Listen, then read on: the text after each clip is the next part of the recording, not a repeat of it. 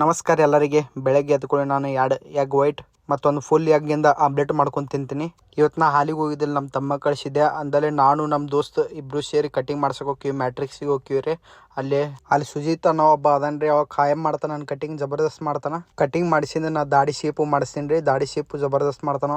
Every time ಇಲ್ಲಿ cutting ಮಾಡಿಸಿಂದ hair wash ಮಾಡಿಸ್ಕೋತೀನಿ ರೀ. Hair wash ಮಾಡ್ತಾನ. ಹೇರ್ ವಾಶ್ ಮಾಡಿಸಿಂದ ಮತ್ತೆ ವಾಪಸ್ ಹೇರ್ ಸೆಟ್ ಮಾಡ್ತಾನೆ ರೀ. ಜಬರ್ದಸ್ತ್ ನೋಡ್ರಾಗ ಹೆಂಗೈತೆ ಕಟಿಂಗ್ ಕಮೆಂಟ್ ಮಾಡಿ ಹೇಳ್ರಿ ನನಗೆ. ಈ ಕಡೆ ಕಟಿಂಗ್ ಮುಗಿಸಿ ಮನೆಗೆ ಬರ್ತೀನಿ ರೀ. ಮನ್ಯಾಗ ಮಸ್ತ್ ಪನ್ನೀರ್ ಮಾಡಿದ್ರೆ ಪನ್ನೀರ್ ಚಪಾತಿ ಊಟ ಮಾಡ್ತೀನಿ. ಈ ಕಡೆ ಸ್ವಲ್ಪ ಅಂಗಡಿ ಕೆಲಸ ಮುಗಿಸ್ತೀನಿ ರೀ. ಐಸ್ ತೊಗೊಂಬರ್ತಾರೆ, ಐಸ್ ಹೊಡೆದು ಫ್ರಿಜ್ಜಿಗೆ ಸುರಿತೆ.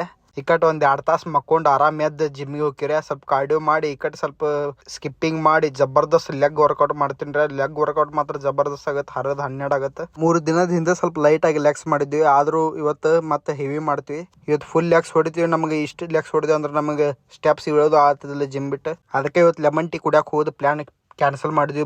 ಭಾಳ ಸುಸ್ತಾಗಿ